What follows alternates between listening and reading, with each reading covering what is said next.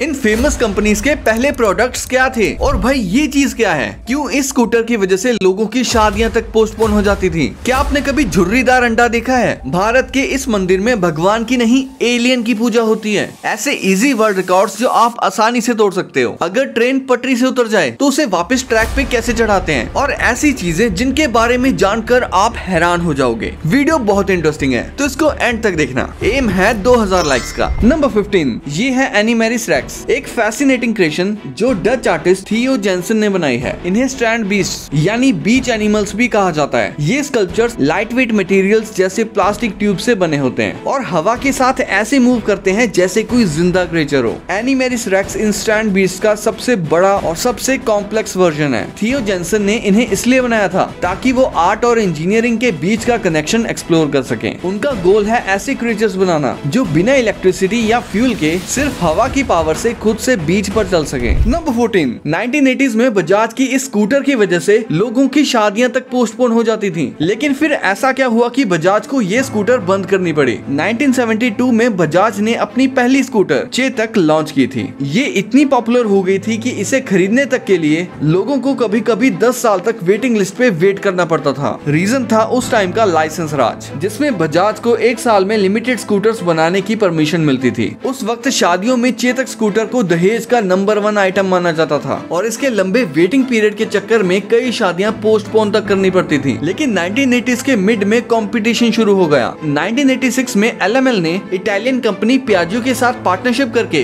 Vespa PX India में launch की। चेतक का इंजन साइड माउंटेड होता था जबकि वेस्पा का इंजन रेयर पोर्शन पे था। इसी वजह से वेस्पा इंडियन रोड्स पे चेतक के कंपैरिजन में ज्यादा स्टेबल चलती थी। और सिर्फ इतना ही नहीं, 1980s में यामाहा ई-स्पोर्ट्स और TVS सुजुकी जैसे कोलैब्स ने बाइक लॉन्च करनी स्टार्ट कर दी। मतलब लोगों के पास स्कूटर के अलावा भी बहुत सारे नए ऑप्शंस आ गए। स्लोली चेतक की डिमांड गिरती गई और फाइनली बजाज ने अपनी इस लेजेंडरी स्कूटर को बंद कर दिया। नंबर 13 क्या आपके कानों में भी कभी कभी ऐसी आवाज सुनाई देती है?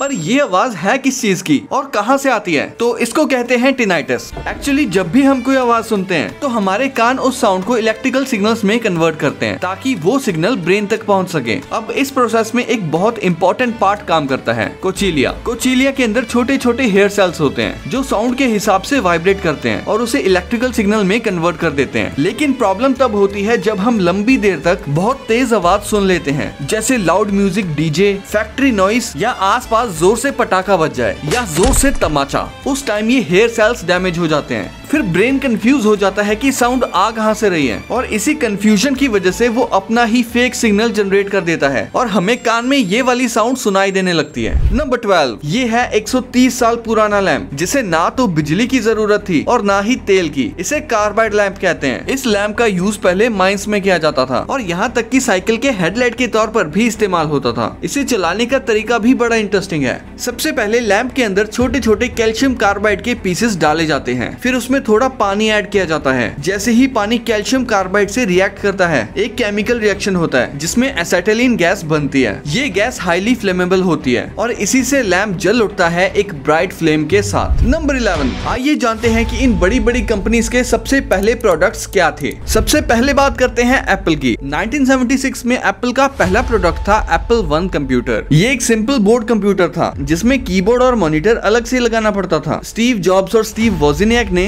इसे अपने गैराज में बनाया था। यहीं से एप्पल की जर्नी स्टार्ट हुई। Next Microsoft. 1975 में माइक्रोसॉफ्ट का पहला प्रोडक्ट था बेसिक प्रोग्रामिंग लैंग्वेज, जो बनाई गई थी ऑल्टेयर 8800 के लिए। ये एक छोटा हॉबी कंप्यूटर था और माइक्रोसॉफ्ट ने इसके लिए सॉफ्टवेयर बनाया। इसी से माइक्रोसॉफ्ट फेमस हुआ। Next Google. 1998 में गूगल का पहला प्रोडक्ट एक सर्च इंजन था जिसका नाम पहले बैकरब था। ये वेबसाइट्स को रैंक करता था बैकलिंक के बेसिस पर। नाम थोड़ा अजीब था इसलिए बाद में गूगल हो गया। आज ये दुनिया का नंबर 1 सर्च इंजन है। Next Amazon. 1994 में अमेज़न स्टार्ट हुआ था ऑनलाइन बुक स्टोर के रूप में। शुरुआत में इस पे सिर्फ बुक्स बिकती थी, लेकिन धीरे धीरे सीडीज, इलेक्ट्रॉनिक्स, कपड़े और आज ग्रोसरीज तक मिलती हैं। Next Nike. 1964 में नाइकी का पहला नाम था ब्लू रिबन स्पोर्ट्स। ये पहले जापानीज रनिंग शूज इंपोर्ट करके बेचते थे, फिर अपने खुद के रनिंग शूज बनाए। इसी से नाइकी स्पोर्ट्स वर्ल्ड में फेमस हुआ और नाइकी का पहला शू था 1972 में वेफल रेसिंग फ्लैट, जिसे मून शू भी कहते थे। इसी से नाइकी स्पोर्ट्स वर्ल्ड में फेमस हुआ। Next Adidas.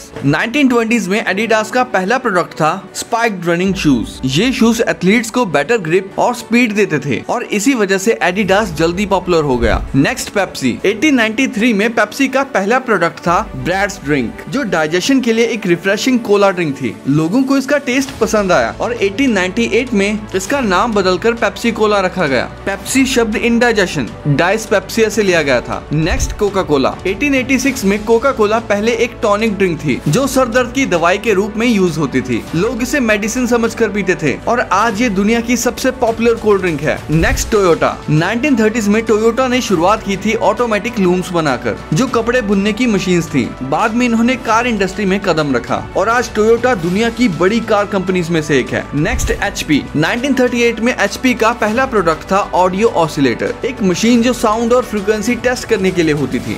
वॉल्ट डिज्नी ने इसे अपनी मूवी फैंटेसिया के म्यूजिक इफेक्ट्स के लिए यूज किया था। नेक्स्ट सोनी। 1946 में सोनी का पहला प्रोडक्ट था राइस कुकर, जो मार्केट में ज्यादा सक्सेसफुल नहीं हो पाया, लेकिन जल्दी ही उन्होंने टेप रिकॉर्डर बनाया जो हिट हो गया। इसी के बाद सोनी ने इलेक्ट्रॉनिक्स वर्ल्ड में अपना नाम बनाया। Next Samsung. 1938 में सैमसंग की शुरुआत एक ट्रेडिंग कंपनी के रूप में हुई थी जो कोरिया में नूडल्स और ड्राई फिश बेचती थी। बाद में ये टेक्सटाइल, इंश्योरेंस और इलेक्ट्रॉनिक्स तक पहुंचे और आज Samsung world's leading tech brand है। Next Nokia. 1865 में नोकिया की शुरुआत फिनलैंड में एक पेपर मिल कंपनी के रूप में हुई थी। बाद में उन्होंने रबर प्रोडक्ट्स, केबल्स और फाइनली टेलीकम्युनिकेशन डिवाइसेस बनाए। 1990 से लेकर 2000s में उन्होंने मोबाइल फोन इंडस्ट्री में राज किया। नंबर 10। आखिर एक उतरी हुई ट्रेन को वापस ट्रैक पे कैसे चढ़ाते हैं और ये लोग चलती ट्रेन के आगे लोहे के ब्लॉक क्यों लगा रहे हैं? सबसे पहले एक बात क्लियर कर दूं कि ट्रेन को जानबूझकर डीरेल करना एक क्रिमिनल एक्ट है। ऐसा कोई रेलवे स्टाफ भी नॉर्मली नहीं करता। डीरेलमेंट मोस्टली एक्सीडेंट से होता है, लेकिन अगर ट्रेन एक्सीडेंटली ट्रैक से उतर जाए तो रेलवे के पास एक री रेलिंग डिवाइस होता है। ये छोटा सा टूल ट्रैक पे लगाया जाता है और फिर उसकी मदद से इंजन या बोगी को धीरे धीरे वापस ट्रैक पे चढ़ा देते हैं। Simple but smart technique. अब बात करते हैं इन लोहे के ब्लॉक्स की। तो ये एक्चुअली रेलवे स्किड्स होते हैं। इन्हें इमरजेंसी में ट्रैक पे लगाया जाता है ताकि ट्रेन को फोर्सफुली रोका जा सके या फिर वो अपने आप मूव ना करें। मतलब एक तरह का mechanical emergency stopper. Number 9। NASA ने एक ऐसा इंडिस्ट्रक्टिबल टायर बनाया है जो ना कभी पंचर होता है ना ही ब्लास्ट, और सबसे बड़ी बात, इसे मेंटेनेंस की भी जरूरत नहीं। एक्चुअली ये टायर बना है निटिनॉल से, जो एक शेप मेमोरी अलॉय होता है। मतलब इस मटेरियल को चाहे जितना भी मोड़ दो, बस थोड़ी सी हीट या स्ट्रेस रिलीफ मिलते ही ये अपने आप ओरिजिनल शेप में वापस आ जाता है। पहले नासा अपने रोवर्स में एल्यूमिनियम व्हील्स का यूज करता था, लेकिन प्रॉब्लम ये थी कि वो रफ सरफेस पे जल्दी डैमेज हो जाते थे और ज्यादा लोड भी हैंडल नहीं कर पाते थे। इसीलिए इंजीनियर्स ने डेवलप किया ये सुपर इलास्टिक निटिनॉल टायर, जो हर सरफेस के हिसाब से बेंड हो जाता है और फिर अपनी ओरिजिनल शेप वापस ले लेता है, और वो भी बिना पंक्चर या मेंटेनेंस के। नंबर 8। क्या आपने कभी बूबीज देखे हैं? हाँ, बूबीज, जो रियल लाइफ में ऐसे दिखते हैं, लेकिन जब एक साथ दो दिख जाएं तो कहलाते हैं बूबीज। अब मिलो इससे।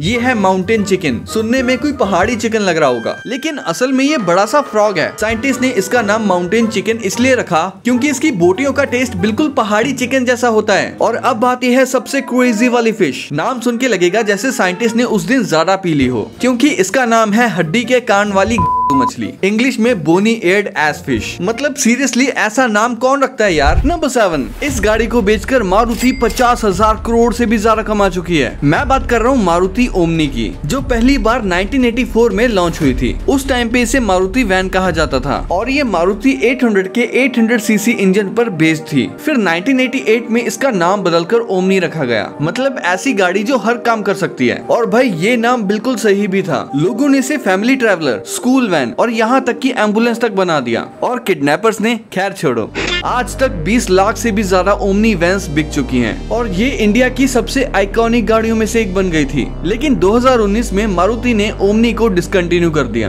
क्योंकि ये न्यू सेफ्टी नॉर्म्स जैसे क्रैश टेस्ट और साइड इम्पैक्ट स्टैंडर्ड्स पास नहीं कर पा रही थी। ऊपर से ABS और एयरबैग्स जैसे मॉडर्न सेफ्टी फीचर्स ऐड करना इस डिजाइन में मुश्किल था। वैसे आपके शहर में ओमनी का क्या यूज होता है? नंबर 6। इस वीडियो को देखकर लगता है कि दुनिया में वियर्ड लोगों की कमी नहीं है। ये जो चीज है असल में ये एक एक मिरर है, लेकिन नॉर्मल ग्लास का मिरर बिल्कुल नहीं। ये है पॉम पॉम मिरर, जिसे डैनियल रोजिन ने डिजाइन किया था। इस मिरर के फ्रंट में कोई ग्लास नहीं है, बल्कि 928 सिंथेटिक फर के पॉम पॉम्स लगे हुए हैं और इनके पीछे लगी 464 मोटर्स फर को मूव करती हैं, ब्लैक और व्हाइट फर के पैटर्न को कंट्रोल करते हुए। और जब कोई इस मिरर के सामने खड़ा होता है तो मिरर में लगे कैमरा से उसकी वीडियो कैप्चर होती है। फिर सिस्टम इन मोटर्स को कंट्रोल करके फर पॉम पॉम्स को मूव करता है और फिर आपकी शैडो या इमेज मिरर पे रिक्रिएट हो जाती है। नंबर 5, दुनिया के 3 ऐसे इजी वर्ल्ड रिकॉर्ड्स जो आप भी तोड़ के फेमस हो सकते हो। सबसे पहले सबसे लंबा हैंडशेक। भाई ये रिकॉर्ड अब इंडिया के नाम है। ए श्री दर्शनी और ए पद्मावती ने तमिलनाडु के करूर में 72 घंटे 4 मिनट तक नॉन स्टॉप हैंडशेक करके रिकॉर्ड तोड़ दिया और ये feet Asia book of records ने 2021 में रिकॉर्ड किया था। ये रिकॉर्ड तोड़ने के लिए आपको एक लॉयल दोस्त चाहिए और एक स्ट्रॉन्ग हाथ। फिर ट्राई करके देखना। नेक्स्ट है एक टाइम पे सबसे ज्यादा टी शर्ट्स पहनना। ये रिकॉर्ड कनाडा के टेड हेस्टिंग्स के नाम है, जिन्होंने एक साथ 260 टी शर्ट्स पहनी थी। अगर आप 261 टी शर्ट्स मैनेज कर सकते हो अलग अलग साइजेस की, तो आपका नाम Guinness book of world records में लिखा जा सकता है। नेक्स्ट है सबसे लंबी टीवी देखने की टाइमिंग। ये रिकॉर्ड दर्ज है न्यूयॉर्क के एलेजांड्रो एजे फ्रागोसो के नाम, जिन्होंने 94 घंटे तक नॉन स्टॉप टीवी देखा था। ये रिकॉर्ड तोड़ने के लिए एक दिक्कत है, बिजली गई तो गेम ओवर और बिल आया तो पॉकेट ओवर। तो भाई कौन सा रिकॉर्ड आप ट्राई करोगे? कमेंट्स में बताओ, शायद अगला वर्ल्ड रिकॉर्ड आपके नाम हो। नंबर 4, अगर इस बाइक की टक्कर किसी कार से हो गई फिर भी इसे कुछ नहीं होगा, क्योंकि ये दुनिया की एक ही ऐसी बाइक है जिसे कोई चाहकर भी नहीं गिरा सकता। इस बाइक का नाम है लिट मोटर C1। चाहे आप जितना भी ट्राई करो ये नहीं गिरेगी, क्योंकि इस बाइक में 2 पावरफुल जायरोस्कोप्स लगे हैं जो इसे सेल्फ बैलेंसिंग में मदद करते हैं और 100 किलोमीटर/आवर की स्पीड ये सिर्फ 5 से 6 सेकंड्स में पकड़ लेती है। तो बताओ कौन चाहेगा ये ultimate futuristic bike? Number 3, Bharat के इस मंदिर में एलियन की पूजा होती है। दरअसल ये मंदिर तमिलनाडु के इराड डिस्ट्रिक्ट के पुडुपत्ती गाँव के पास बना है, जहाँ एक एलियन की मूर्ति स्थापित की गई है। ये इंडिया का पहला एलियन टेम्पल माना जाता है। दरअसल तमिलनाडु के एक व्यक्ति राजा, जिनका असली नाम शमनुगम है, उन्होंने इस टेम्पल को जमीन के करीब 11 फीट नीचे बनाया है। मीडिया रिपोर्ट्स के हिसाब से उनका कहना है कि उन्हें एलियंस ने सपने में दर्शन दिए थे और उसके बाद ही उन्हें ये टेम्पल बनाने का विचार आया। उनका मानना है कि फ्यूचर में एलियंस एकमात्र ऐसे देवता होंगे जो दुनिया को बड़ी आफत और डिजास्टर से बचा सकते हैं। नंबर 2, क्या तुमने कभी ऐसा अंडा देखा है जिसके ऊपर झुर्रियां पड़ी हों? वेल, इन्हें रिंकल्ड एग्स कहते हैं, जो निकलते तो मुर्गी से ही हैं, लेकिन कुछ कंडीशंस में ऐसे बन जाते हैं। मोस्टली ये तब होता है जब मुर्गी के डाइट में कैल्शियम या विटामिन डी की कमी होती है, या फिर वो बहुत ज्यादा स्ट्रेस में होती है, जैसे ज्यादा गर्मी, आवाज या लाइट की डिस्टर्बेंस। ऐसे टाइम पे शेल प्रॉपर्ली फॉर्म नहीं होता और रिंकल्ड एग बाहर निकलता है। और दूसरी वजह है जब मुर्गी बुढ़ी हो जाती है तो उसकी बॉडी वीक होने लगती है, फिर भी वो अंडे देने की कोशिश करती है, जिससे अंडे की क्वालिटी गिर जाती है। और कभी कभी इन्फेक्शन भी इसका रीजन होता है, जैसे एग ड्रॉप सिंड्रोम वायरस, जिसकी वजह से ऐसा झुर्रीदार अंडा बाहर निकलता है। नंबर 1, 1960s के टाइम पर मैप्स कुछ इंटरेस्टिंग तरीके से बनाए जाते थे। उस टाइम पे सर्वेयर्स एक स्पेशल डिवाइस का यूज करते थे जिसे टेल्यूरोमीटर कहते थे। इसे 1957 में इन्वेंट किया गया था। ये device high frequency microwave signals के जरिए 2 पॉइंट्स के बीच की डिस्टेंस मेजर करता था। टेल्यूरोमीटर के आने से पहले यही काम करने में दर्जनों सर्वेयर्स को 1 महीना लग जाता था, लेकिन इस मशीन ने सब बदल दिया। अब वही मेजरमेंट सिर्फ 4 लोग 2 दिन में कर लेते थे। और जब अर्ली कंप्यूटर्स का यूज शुरू हुआ तो कैलकुलेशंस जो पहले 1 साल में होती थी